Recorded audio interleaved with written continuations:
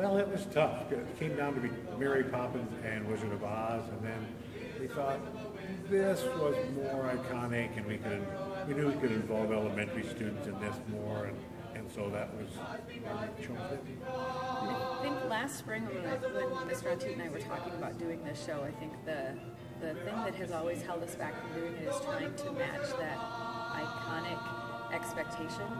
And so I hope that the nostalgia, especially for those of us that, I mean, essentially even down to our munchkins have now grown up with this story, that they feel like we have done due diligence of making sure that all of our research and our expressiveness has gone into recreating at our level the best performance of this truly iconic show.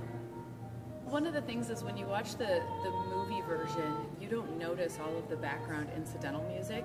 And so when the score came, and we're literally playing all the time, even though they're not singing, I think that's probably one of the most unique aspects of this show.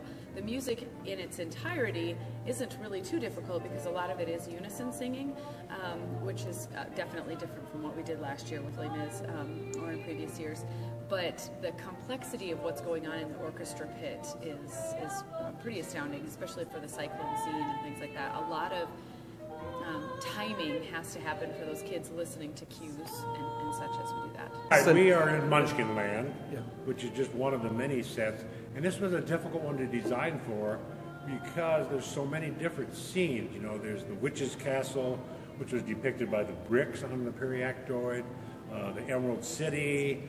There's scenes in the Kansas farmland of Dorothy's home, and so you have to do something relatively simple just for ease of moving and sets from one scene to the other. So it created a challenge, but we rose to it, and it's done. And we're able to, in this facility, do a lot of things with special effects. You'll notice we use every pipe on the fly system, and as well as a lot of lighting effects that people will notice too and enjoy.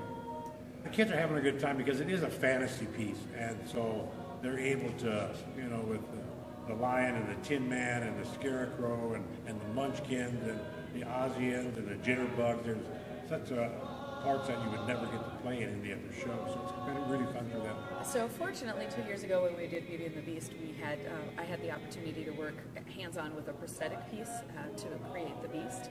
And so this year when we went looking to how can we make this as believable as possible, we looked to the same company that makes the masks for that. And I actually have right here one of the masks of the lion, because the unique thing about a mask is you want to make sure that you still retain the actor's ability to be expressive, and so when they come like this, all floppy and gross, and we start to paint and create more space so that the final picture is what the audience kind of reminisces from the iconic movie period.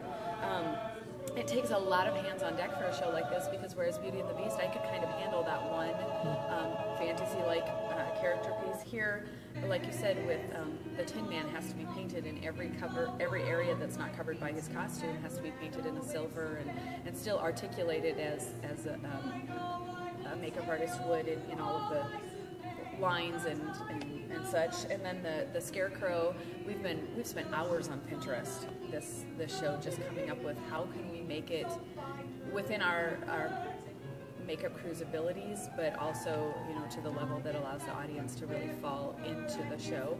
And then adding facial hair to some of our characters. You know, when you're dealing with 17-year-old boys, they don't generally grow full beards and mustaches and such. So we're putting on a couple mustaches and a beard, and then we have wigs, and it's taken a lot of girls. I think possibly we've got 20 girls on our makeup staff this year to get all of them through, and just studying more in depth how you create those characters. The witch isn't that scary. You know, when as a little kid, when you watch the movie, the witch was kind of scary, but this isn't that way at all. And I think everybody will enjoy this, whatever